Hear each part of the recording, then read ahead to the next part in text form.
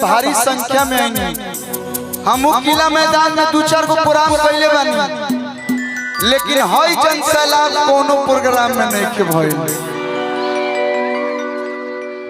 तो एक लाइन हम गाई आज के दिन में। बहुत बहुत धन्यवाद कहल चाहब ओम जी यादव भैया के। भाई एक बार हम चाहब ओम जी भैया का जोरदार ताली आप लोग बजा दें। उनका पूरा टीम, पूरा सदन बजा दे, पूरा सदन। क्या बात है। और कलुआ के विधायक सांसद नहीं बने के ना जरूरी बा भैया। ये लोग सोचत हो कि कलुआ विधायक की लड़ी संसदी लड़ी है। रउआ लोग के दिलवा में जगहिया बहुत कम बा। हई तनी मनी जगह बनल रहे, एकरा बाद में सांसद विधायक सब है जे घर ही में बा। ओहो अनुपमा यादव जी देखिए आप। ये एक मेरी ऐसे मित्र कहिए, दोस्त कहिए, सखा कहिए, जब कभी ये याद करती है तो हम पहुंच जाते हैं, हम याद करते हैं तो ये पहुंच जाते हैं। ये प्रेम बना रहा है। और आज रुआ हमरा बक्सर में आई नहीं, एक बार आशु बाबा सम्मान कर रहा बानी। आज रुआ हमरा बक्सर में आई नहीं, बक्सर धाम में आई नहीं। एकरा खातिर आपके दिल से बहुत बहुत धन्यवाद। ये निशांत भाई आए हैं, बहुत ही अच्छे सिंगर हैं, इनको भी सम्मान आशु भैया आप करिए। और बैठाइए अनुपमा जी को 2 मिनट के लिए अच्छे से। एक लाइन हम बोले बनी यही सामूहिक विवाह के लेके, वह एक लाइन गावल चाहता निगाह दी भैया। हम गाना गावे खातिर नहीं बोले, लेकिन हई लोग कहता लो। और हमरा एक फोन पर हम मिले गए भैया से, लजाते लजाते कहनी कि भैया यहाँ के हमारे दिल के बात जान गनी। कलन कल्लू बाबू तू अच्छा करो या बुरा करो, भाई हवा तू जौन करबा अच्छा करबा, हम तोरा साथे बनी। और आज देखिए रितेश भैया मेरे साथ हैं।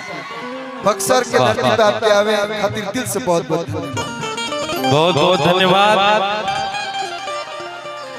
हमारा घर के, हमारा बक्सर के भाई लोग के प्रणाम बा। और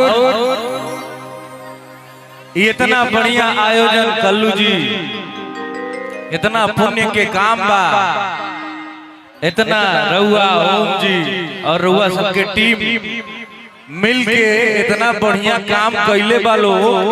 एक बार तनी जोरदार ताली बजा के धन्यवाद कर जाओ हमनी के। आजकल सब केहू अपने में परेशान बा, बाकी ना के दूसरा खातिर सोचता, जे सोचता ओकरा के अप्रिशिएट करे के चाहिए, ओकर मनोबल बढ़ावे के चाहिए। आप लोग के बहुत बहुत साधुवाद, बहुत बहुत धन्यवाद। ऐसे ही समाज खातिर काम करत रही जा, ऐसे ही भोजपुरी के नाम बुलंदी तक पहुंचत रहो। ऐसे ही भोजपुरिया परिवार एक मंच पर एकजुट होकर अपना परिवार के सदस्य होके के सबूत देवे, ये मन में कामना बा। का हो भैया,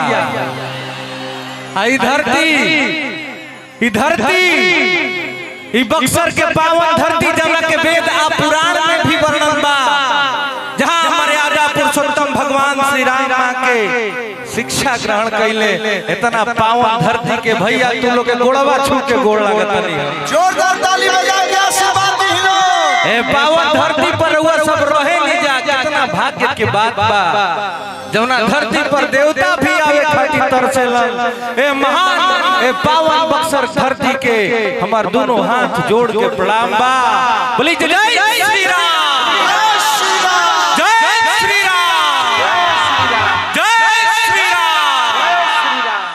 वाह ई न भाई भैया ई बाघावा के बाघ जिला बक्सर हो।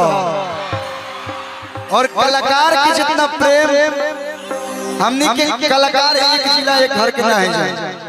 यहाँ के सासा परसथुआ कोचस, लेकिन ना भैया देखो भाई आज भोले सासाराम परसथुआ कोचस दिनारा हो गइल बा, लेकिन शुरू में साहबादे रहे।